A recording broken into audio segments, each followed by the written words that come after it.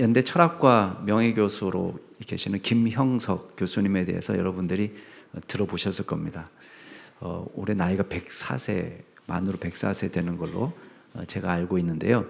이분이 우리나라 백성들이 시급하게 고쳐야 될 단점이 있다, 그러면서 지적하시는 게 있습니다. 그게 뭐냐면 절대주의적인 사고방식에 기초한 흑백 논리다, 그렇게 얘기했습니다. 그러니까 모든 걸 볼 때 선과 악의 구도로 보기 때문에 서로 타협도 안 되고 화해도 되기 힘들다는 거예요.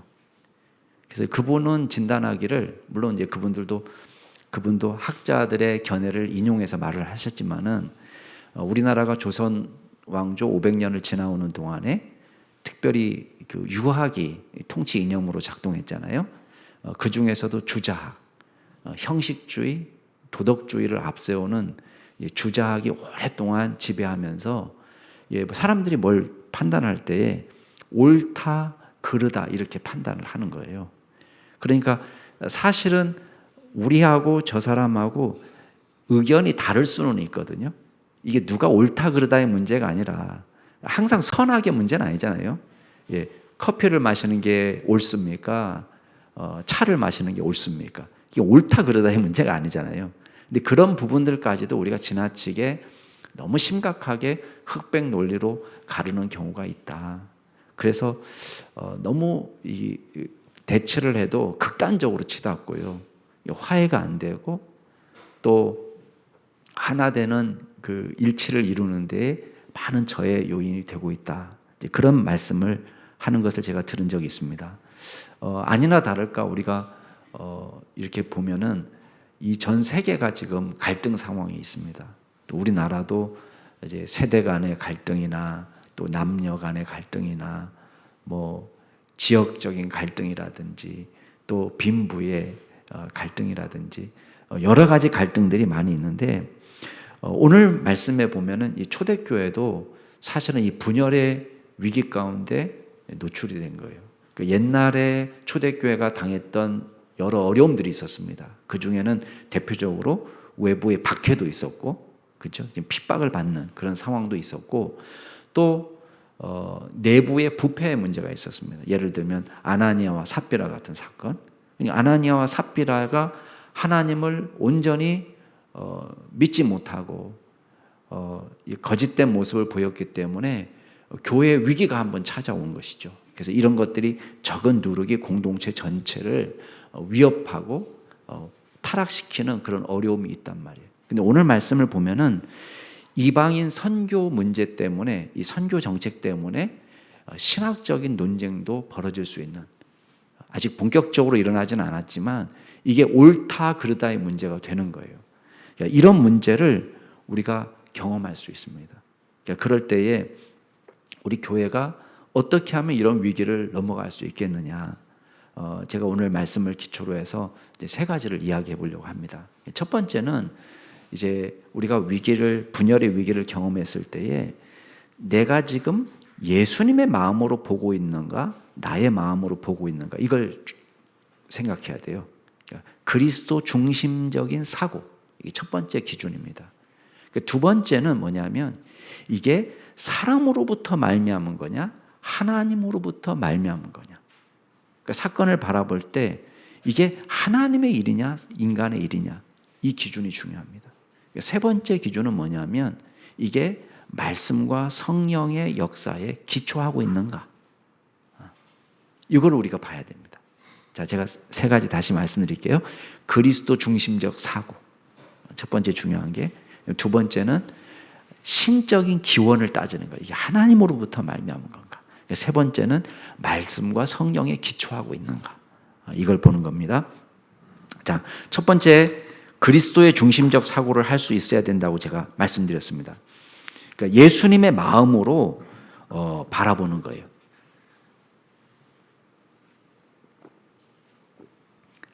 우리는 나를 앞세우거나 어떤 이념이나 사상을 앞세우면요, 절대 하나가 될 수 없습니다. 정치적인 이념으로는요, 하나가 될 수 없습니다. 우리 가운데 여당 지지자도 있고 야당 지지자도 있고 이도들도 아닌 중도층들도 있습니다. 그러니까 우리가 정치적인 이념으로는 절대 하나 될 수 없습니다. 논쟁밖에 안 됩니다. 근데 우리가 어떤 사물을 볼 때에 그리스도 중심적인 사고를 하는 거예요. 제일 극복하기 넘기 힘든 울타리가 뭔지 아세요? 제일 넘기 힘든 울타리. 나라는 울타리가 제일 넘기 힘듭니다. 나를 넘어서기가 너무 어려워요. 내가 가진 편견, 사고, 선입견 이걸 넘어서기가 너무 어렵습니다. 그러면 사물을 볼 때 어떻게 바라봐야 되느냐? 내 생각과 물론 완전하지 않기 때문에 우리가 노력은 하지만 우리의 것을 내려놓고 예수님이 이걸 보면 어떻게 생각하실까? 그걸 자꾸 생각하는 연습을 해야 돼요. 이 수학에서 여러분들이 증명이 다 되면 이거를 정리라고 합니다. 수학 정석 풀어보신 기억 나시나요? 수학 정석 풀 때 정리가 딱 나오잖아요. 정리가 나오는 거는 이미 이건 증명이 된 거예요. 그래서 증명이 돼서 이거는 사실이다라고 이야기하는 것을 정리라고 얘기합니다. 이거를 우리가 영어로는 theory라고 얘기합니다. theory. 근데 theory는요, 그리스어 테오레인이라는 말에서 나왔습니다. 테오레인. 그러니까 테오라는 말은 테오스, 하나님이거든요. 테오레인이라는 말은 하나님의 눈으로 본다는 뜻이에요. 그러니까 theory라는 것은 숙고하고 깊이 생각하고 꼼꼼히 신중하게 판단해서 나온 결과가 theory예요. 정리예요. 이건 어김없다. 이거는 사실이다. 그러니까 쉽게 말하면 정리, 이론이라는 것은 뭐냐면 하나님의 눈으로 이렇게 바라보는 거. 하나님이 오차 없이 딱 하나님이 보시는 것처럼 보는 게 이게 theory라는 거예요. 테오레인. 그러니까 마찬가지예요. 우리도 어떤 걸 정시하려면 나의 눈으로 정시하는 것이 아니라 예수님의 마음으로 바라볼 수 있어야 됩니다. 자, 오늘 사건이 어떤 일이 벌어졌냐면 우리가 지금까지 고넬료 집안에서 일어났던 일을 봤잖아요. 오늘 또 환상에 대한 이야기. 아이고 이거 지난주에 목사님 설교했던 거 아닌가 하시는 분도 계실 거예요. 본문 보면서. 이게 환상이 지금 세 번째 설명하는 거예요. 그러니까 여러분들 이거 지난번에 봤던 말씀인데 왜 계속 무한반복하시나? 그런데 지금 이 장소는 다른 겁니다. 베드로가 고넬료 집안에서 성령 충만하고 사람들이 세례를 받고 거기서 며칠 같이 계십시다 해서 거기서 말씀도 가르치고 같이 먹고 자고 말씀을 가르치고 그리고는 이제 이 소문이 벌써 어디까지 갔나? 예루살렘 교회까지 소문이 났어요. 그리고 온 유대에 소문이 퍼졌는데 베드로가 탁 예루살렘에 올라갔더니 비난하는 사람이 생긴 겁니다. 자, 1절, 2절, 3절 말씀 같이 한번 읽어볼까요? 1절, 2절, 3절 시작. 유대에 있는 사도들과 형제들이 이방인들도 하나님의 말씀을 받았다 함을 들었더니 베드로가 예루살렘에 올라갔을 때에 할례자들이 비난하여 이르되 내가 무할례 집에 들어가 함께 먹었다 하니. 아니 지금 유다 전역에 퍼진 것이 이방 사람들도 하나님의 말씀을 받았대. 그 말은 뭐예요? 예수 믿고 구원받게 됐대.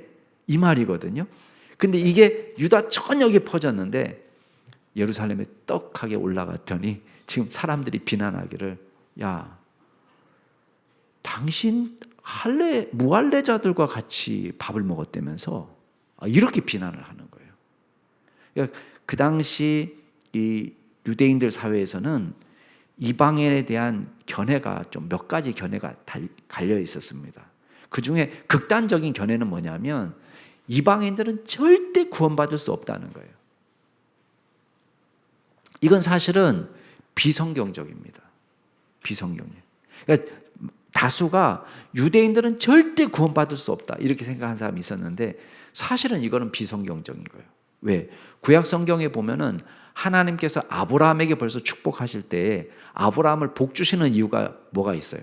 너를 축복하는 사람은 너로 인하여 복을 받고 너를 저주하는 사람은 너로 인하여 저주를 받는데 땅의 모든 족속이 너로 말미암아 복을 얻을 것이라. 이게 하나님이 아브라함을 선택하신 목적이에요. 그러니까 아브라함 혼자 잘 먹고 잘 살라고 선택하는 것이 아니라 아브라함이 신앙을 잘 지키면 그 아브라함의 신앙을 통해서 주변 사람들이 영향을 받고 아브라함을 복되다고 말하는 사람이 생긴다는 건데, 아브라함을 누가 복되다고 얘기하겠어요?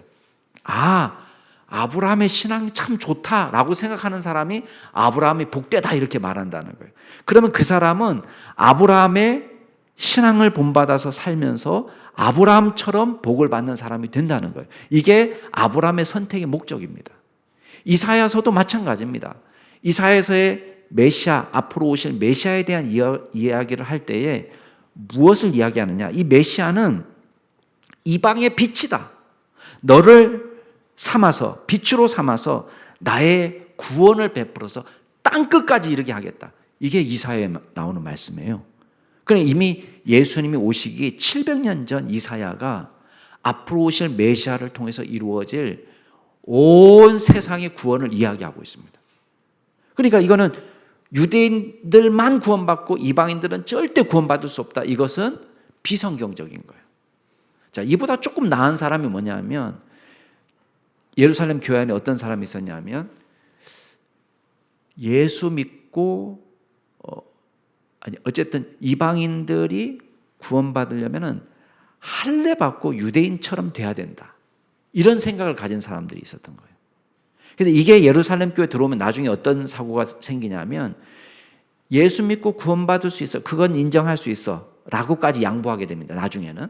근데 뭐는 도저히 양보 못하냐면, 그 사람이 먼저 유대인이 되고 난 다음에 크리스찬이 되는 거예요. 그러니까 할례를 받아야지 구원받는 거예요.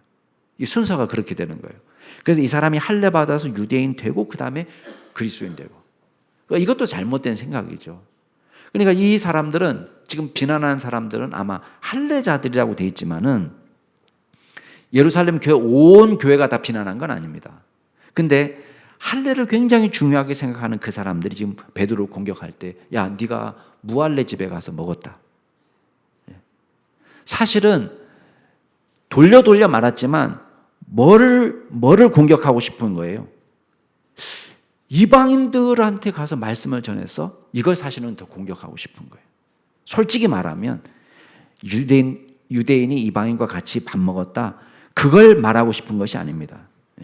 어떻게 네가 이방인들에게 복음을 전할 수 있었느냐, 이거를 말하고 싶은 거예요.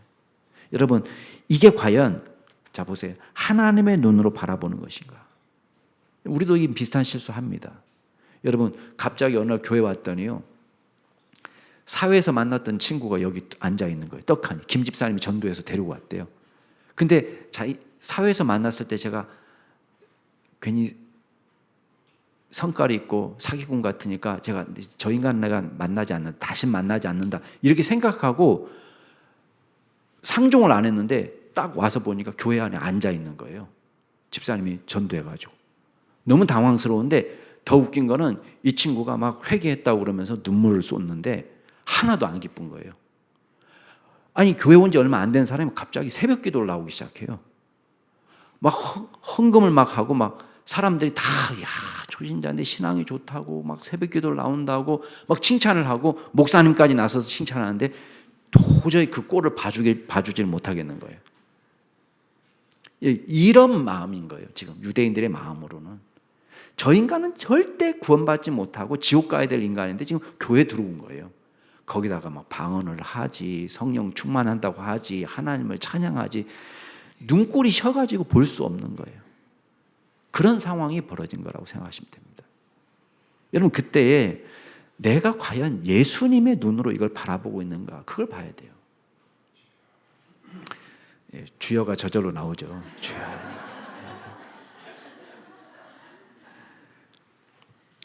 예수님이 누가복음에 보면은 죄인들과 세리들과 창녀들과 같이 이렇게 식사도 하시고, 근데 누가복음 15장 1절에 보면은 어떤 말이 나오냐면, 모든 죄인들이 말씀을 들으러 예수님께 나왔다 그랬습니다. 말씀을 들으러.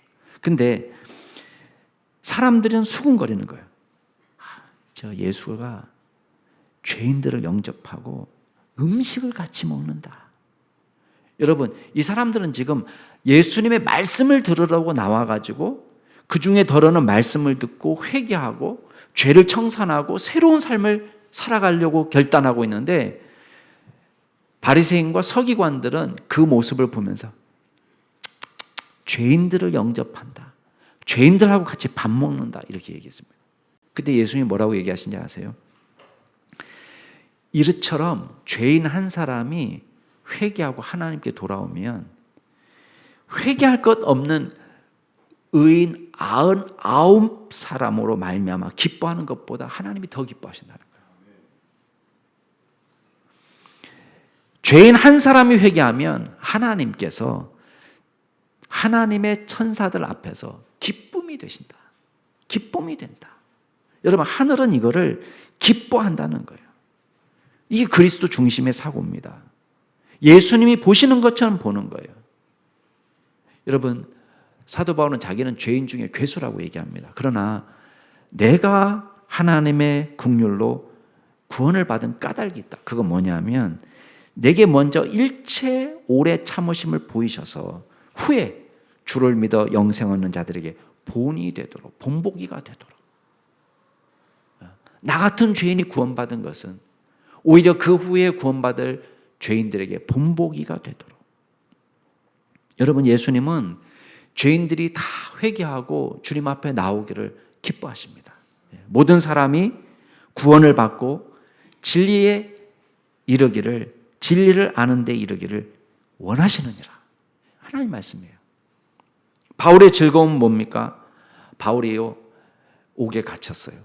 그랬더니 빌립보 교회에 두 가지 반응이 일어났습니다. 야, 나도 바울 선생님처럼 감옥에 갇히는 것을 두려워하지 않고 복음을 전해야 되겠다. 이런 사람이 한쪽에 생기는가 하면은, 다른 한편에서는 자기만 하나님의 종인 줄 알아? 잘됐다. 저 사람 갇혀있는 동안에 우리가 더 열심히 해가지고 우리가 바울보다 더 유명한 사람이 되자. 시기하고 질투하는 마음으로 복음을 전하는 사람이 생겼다는 거예요. 그럼 감옥에 앉아가지고 그 이야기를 들은 거예요. 한 사람은 야, 우리도 바울 선생님처럼 저렇게 복음을 위해서 갇힌 자가 돼야지, 이런 사람이 있는가 하면은, 한 사람은 야, 잘됐다. 이럴 때일수록 우리 팀이 더 힘을 내가지고 바울보다 더 큰 업적을 남기자. 그러면서 복음을 전했다는 거예요. 그러니까 바울은 앉아가지고 무슨 생각이냐? 야, 그 사람 참 내가 그렇게 못쓸 짓을 했나? 이렇게 생각하지 않습니다. 어떻게 말하는지 아세요? 야, 어떤 방도로든지 예수님이 증거되니까 내가 기뻐하고 또 기뻐한다. 그렇게 얘기했습니다. 여러분, 사태를 볼 때 뭘 본 겁니까? 다른 사람이 나를 욕하든 말든 상관이 없어요. 뭐만 본 거예요? 예수님이 보실 때에 이 모습을 어떻게 보실까? 꼭 내 손으로 하지 않아도 예수 그리스도의 복음이 증거되고 있다면 그 자체로 기쁨이 된다는 것입니다. 여러분, 이 시각으로 본다면요, 우리가 평상시에 얼마나 잘못된 생각을 하는지를 여러분 살펴봐야 됩니다. 여러분, 목회자가 옆에 교회가 개척이 되고 그 교회가 부흥이 되고 있다고 들으면은 기뻐해야 돼요. 기뻐해야 돼요. 그게 예수님의 마음인 거예요. 우리는 정의의 사도나 된 것처럼 별로 중요하지 않은 문제를 꼬투리 잡아가지고 여기서 부흥의 역사가 나타나고 있는데 그걸 막 비난하고 가서 도와주지 못할 망정. 그럴 때가 많습니다. 과연 예수님께서 기뻐하시는 것처럼 하나님의 나라가 확장되고 있고 죄인이 예수 믿고 구원받는 것을 내가 기뻐하고 있고 하나님의 눈으로 모든 사물을, 또 사건을, 사람을 바라보고 있는지 저와 여러분이 우리 자신을 돌아봐야 될 줄로 믿습니다. 두 번째 중요한 게 있습니다. 여러분, 우리가 이게 하나님으로부터 말미암은 것이냐 사람으로부터 말미암은 것이냐, 그걸 분별해야 돼요. 여러분, 하나님의 뜻을 막아설 수는 없는 것입니다. 여러분, 베드로가 할례자들이 자신을 공격하는 것을 들었을 때 어떤 반응을 보이면 좋겠습니까? 여러분이 베드로라면 어떤 기분이겠습니까? 지금 고생하면서 이방인들에게 말씀을 전하고 하나님의 역사를 보고 성령 충만한 가운데 딱 돌아왔는데, 아니 기껏 한다는 말이 참 수고 많았소. 아니 어떻게 그런 일을 할 수 있었습니까? 정말 대단합니다. 하나님의 역사가 놀랍습니다. 이런 이야기가 정상적인 반응인데 왔더니 사소한 꼬투리 잡고 아니 무할레 집에 가서 밥 먹었어? 아니 기껏 그 말을 하냐 말이에요. 여러분 이걸 들었을 때 베드로가 어떤 반응을 보이면 좋겠습니까? 자칫 감정적인 반응을 보일 수가 있어요. 근데요, 베드로는 진실에 호소합니다. 4절 말씀에 보면은 그들에게 이 일을 차례로 설명했다고 그랬습니다. 저는 이 말을 듣고요, 참 베드로 성격 참 좋다. 참 이 사람 대단한 사람이다. 우리 같으면요 성질이 났을 것 같아요. 아니 지금 고생하고 왔는데 이렇게 될 것 같아요. 근데요, 하나님의 일을 할 때는 우리가 분노하면 안 되는 거예요. 분노하면. 예. 자, 옆에 분에게 얘기해 주세요. 승질 내면 지는 거다. 한번 얘기해 주세요. 예. 예. 그냥 성질도 아니고 승질이에요. 승질. 아주 그냥. 예. 예. 하여튼간 분노함으로 일을 이룰 수 있는 것은 아무것도 없습니다. 분을 쉽게 내는 사람은 다툼을 일으켜도 노하기를 더디하는 사람은 시비를 그치게 한다고 그랬습니다. 싸움을 멈추게 하는 사람이 되어야 되는데 도리어 싸움을 부추기는 사람이 있어요. 없는 싸움을 만들어내는 사람이 있어요. 그러면 안 되는 거예요. 노하기를 더디하는 사람은 용사보다 낫다 그랬습니다. 용사보다 낫다. 자기의 마음을 다스리는 자는 성을 빼앗는 사람보다 낫다. 이게 얼마나 중요한지 모릅니다. 여러분 용사, 전쟁에서 용사가 최고고 성을 빼앗는 공을 세우는 사람이 최고인데 성경은 뭐라고 얘기냐면 자기 마음을 다스리는 사람, 또 노하기를 더디하는 사람은 용사보다도 또 성을 빼앗는 사람보다도 더 낫다는 거예요. 성질 내는 것은 문제를 해결하지 못하기 때문에 그렇습니다. 베드로는 감정 싸움하지 않습니다. 우린 조금만 화나면 뭐합니까? 자꾸 사람들이 화가 나면은 자꾸 이름을 알고 싶어 하더라고요. 너 몇 살이냐 너? 아니 왜 이름을 알고 싶어 하네? 자기가 화가 났는데 왜 상대방 나이가 궁금해요? 예. 또 자꾸 화가 나면은 자기가 누군지 아냐고 자꾸 물어보는 사람이 있어요. 너 내가 누군지 알아? 아니 알게 뭐예요? 예. 아니 알게 뭐냐고. 알면 또 무슨 의미가 있겠어요? 근데 자꾸 화가 나면 너 내가 누군지 알아? 막 이런단 말이에요. 아무 의미가 없는 거예요. 예. 목회를 하면서 저도 되게 후회된 이 장면들이 몇 장면이 있습니다. 그때가 언제냐면 옳다는 명분 하에 제가 화를 낼 때 문제를 해결 못하고 그 사람을 얻지도 못하고 돌이키지도 못하고 화를 내는 것으로는요 문제를 절대 해결하지 못한다는 것을 제가 뼈저리게 느꼈습니다. 뼈저리게. 그래서 제가 기도 제목이 아예 제 기도 제목이 그겁니다. 제가 절대 우리 성도님들에게 화내지 않게 해주세요. 제 기도 제목입니다. 저를 위한 기도 제목. 어때 제가 좀 화를 많이 내는 편입니까? 예. 이 기도가 지금까지 좀 응답이 돼가지고 조금 영향을 저는. 우리는 너무 감정에 치우치기 쉬운 사람들이에요. 화를 내기 쉽고. 근데 베드로는요 절대 화내지 않고 차례차례 상황을 설명합니다. 베드로가 말하는 요지는 간단합니다. 지금 우리 환상 얘기 많이 하잖아요. 환상 얘기 계속하는 내가 원래 나는 어떤 사람이냐? 나는 이방인들과 밥 먹는 거 좋아하는 사람이 아니다. 내가 원래 그거 옳다고 생각하는 사람도 아니다. 환상 중에 3번씩이나 나타나서 일어나 잡아먹어라 할 때마다 자기가 계속해서 말한 것은 주님 그럴 수 없습니다. 주님 그럴 수 없습니다.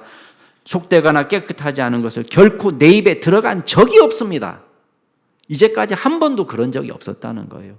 그리고 안 하겠다고 자기가 분명히 말씀드렸다는 거예요. 쉽게 말하면 여러분이 저를 비난하는 것처럼 저도 똑같이 생각하던 사람입니다. 심지어는 하나님이 환상을 통해서 베드로야 일어나 잡아먹으라 말하는 것까지도 내가 노라고 말할 정도로 내가 이 부분에 대해서는 선생님들 못지않게 나도 완고한 사람이에요. 그걸 설명해 주는 거예요. 근데 자기는 성령님의 말씀에 복종했다는 거예요. 자, 12절 말씀 같이 한번 읽어볼게요. 12절 시작. 성령이 내게 명하사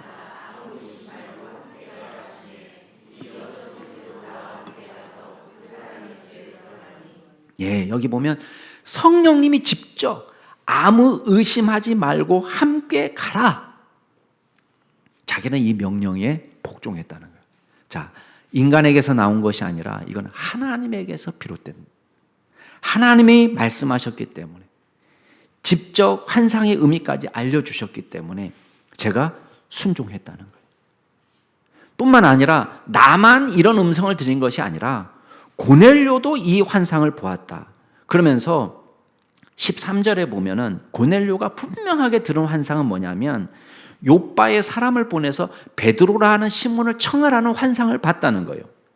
그러면서 가르치는 것이 14절 말씀 같이 한번 읽어보겠습니다. 시작.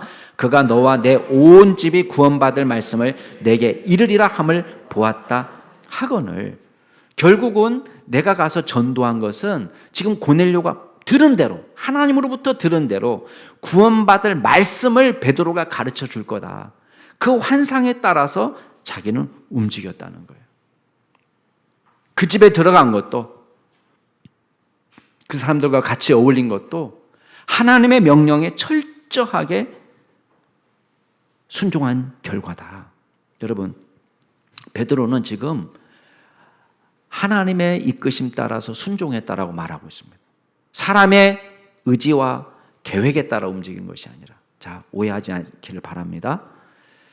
지금 베드로가 받은 환상은 말씀에 위배되는 환상이 아니에요. 자, 위배가 되었다면 뭐에 위배가 된 거냐면 자기가 갖고 있는 잘못된 고정관념에 대한 위배예요. 자기 갖고 있는 고정관념을 깨뜨리는 거지 하나님의 말씀과 위반되는 새로운 계시가 아닌 거예요. 우리가 이게 잘 분별해야 됩니다. 자꾸 이단들은 새로운 계시를 이야기해요. 근데 기존의 성경 말씀과 위배되는 새로운 계시를 이야기하기 때문에 잘못된 거예요. 근데 베드로는 지금 기존에 하나님께서 말씀하신 그 말씀과 위배되는 게 아니에요. 왜? 이방인 전도는 이스라엘 백성들에게 주신 사명이에요. 예수님의 말씀에 들어있는 사명이에요. 진작 순종해야 될 말씀이었어요. 근데 자신의 고정관념 때문에 이방인들에게까지 복음을 전한다는 것은 생각을 못하고 있었을 때 성령님께서 가르쳐 준 것입니다. 여러분, 세상은요, 이익을 따라서 움직입니다. 돈에 따라서 움직입니다. 돈과 이익이 있는 곳에 사람이 몰립니다.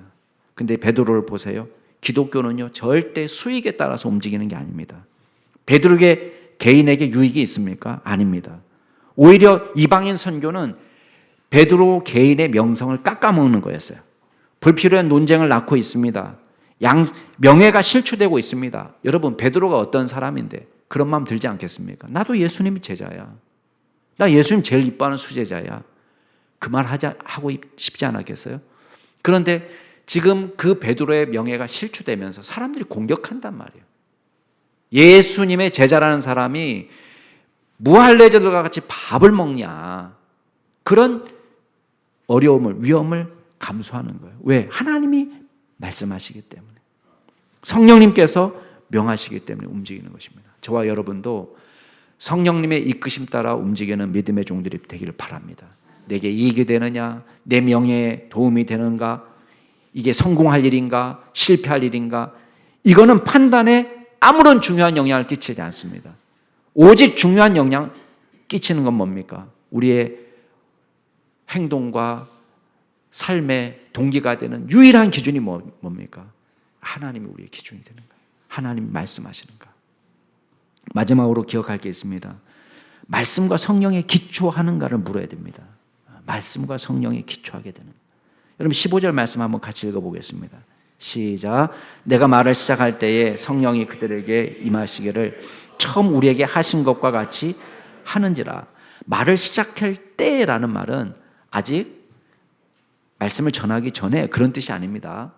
베드로가 충분히 말씀 전했습니다. 우리가 예전에 베드로의 설교를 봤습니다마는 예수 그리스도께서 그리스도가 되신다는 메시지를 분명히 정했습니다. 다만 베드로가 충분히 자기가 하고 싶은 설교를 다 못했을 수는 있어요. 그런데 벌써 어떤 일이 벌어졌습니까? 이미 말씀을 듣는 이방인들은 그 말씀을 100% 믿고 성령의 역사를 체험한 거예요. 처음 우리에게 하신 것과 같이 라는 말을 합니다. 이 말은 뭐겠어요? 처음 우리에게 하신 거 언제예요? 오순절. 오순절 성령 강림 때 처음 했던 강력한 성령 체험, 방언을 하고 환상을 보고 이적을 행하고 그 놀라운 체험을 지금 이방인들이 하고 있단 말이에요. 그럴 때에 뇌리에 확 스쳐가는 말씀이 예수님의 말씀이었어요. 16절 말씀 같이 한번 읽겠습니다. 시작. 내가 주의 말씀에 요한은 물로 세례를 베풀었으나 너희는 성령으로 세례를 받으리라 하신 것이 생각났노라. 사도행전 1장에 나오는 말씀이에요. 요한은 물로 세례를 베풀었지만 약속하신 성령을 기다리라. 이 예루살렘을 떠나지 않고 기다리면 하나님께서 약속하신 성령을 베풀어 주셔서 성령으로 세례를 베풀어 주실 것이다. 그 말씀이 생각났다는 거예요. 그게 유대인에게만 해당되는 약속이 아니라 이방인에게도 해당되는 약속이었다는 것을 깨달았다는 거예요. 그러면서 고백하기를 17절 말씀 같이 읽겠습니다. 시작. 그런즉 하나님이 우리가 주 예수 그리스도를 믿을 때에 주신 것과 같은 선물을 그들에게도 주셨으니 내가 누구이기에 하나님을 능히 막겠느냐 하더라. 아니, 성령을 내가 줄 수 있는 것도 아닌데, 방언을 내가 하게 할 수 있는 것도 아닌데, 이 사람들이 그냥 내가 안수한 것도 아니고 그렇다고 성령 집회를 한 것도 아니고 그냥 설교만 했을 뿐인데 그 가운데 성령의 역사가 나타나서 뜨겁게 기도하고 회개하고 방언을 받고 어떻게 막냐 그거를. 내가 하나님도 아닌데 성령께서 하는 일을 내가 누구이기에 감히 하나님의 일을 막을 수 있겠느냐라고 고백하는 것입니다. 만약에 이 사람들이 하나님의 성령을 받아서 하나님의 자녀가 되었다면 하나님의 나라에 들어와서 똑같이 우리가 같은 상에서 밥을 먹고 같이 교제를 나눠야 될 사람인데 내가 만약에 이 사람들을 터부시하고 이 사람들을 멀리하면 그게 오히려 불순종이다. 그게 오히려 죄다. 나는 하나님께서 역사하신 그 역사를 보고 하나님의 똑같은 자녀가 된 것을 보고 같이 밥을 먹었을 뿐이다 라고 지금 변론하는 겁니다. 여러분 그 말씀을 들으니까 어떤 일이 벌어졌어요? 이 예루살렘 교회 성도들도요 그래도 성령 받은 사람이에요. 성령 받은 사람의 특징은 뭔지 아십니까? 자기가 잘못됐다는 것을 말씀으로 깨우침 받으면요 돌이켜요. 그래서 이 사람이 성령 받은 사람이고 기도하는 사람이면 회개하고 돌아섭니다. 그게 다른 점이에요. 하나님의 영이 없으면 끝까지 회개하지 않지만 하나님의 영이 계시면요 자기가 뜨끔할 때 이거 회개하고 돌이키는 거예요. 미안하다고 말하는 거예요. 자, 18절 말씀 같이 한번 읽겠습니다. 시작. 그들이 이 말을 듣고 잠잠하여 하나님께 영광을 돌려 이르되 그러면 하나님께서 이방인에게도 생명 없는 회개를 주셨도다 하니라. 이게 진짜 공동체예요. 믿음의 공동체. 그러니까 이 사람도 성령의 사람이니까 아, 맞구나. 성령의 역사구나. 라고 말하니까요. 자기 생각과 자기 선입견 다 내려놓고 어떻게 합니까? 말씀과 성령의 역사 앞에 복종하는 것입니다. 저와 여러분의 이런 겸손함이 있어야 되겠습니다. 이게 신앙이에요. 이게 겸손함이 신앙. 사랑하는 성도 여러분, 우리는 말로만 하나님을 앞세우지만 그리스도의 마음으로 바라보지 못할 때가 얼마나 많습니까? 주님께서는 저와 여러분이 그리스도의 마음을 품기를 기뻐하십니다. 우리의 기준이 아니라 하나님이 기뻐하시고 하나님이 원하시는 하나님께서 이미 용서하시고 용납하는 사람을 우리가 정죄하고 있다면 죄입니다. 하나님의 마음으로 그리스도의 마음으로 품을 수 있는 믿음의 종들이 될 수 있기를 바랍니다. 저와 여러분을 움직이는 동력은 무엇입니까?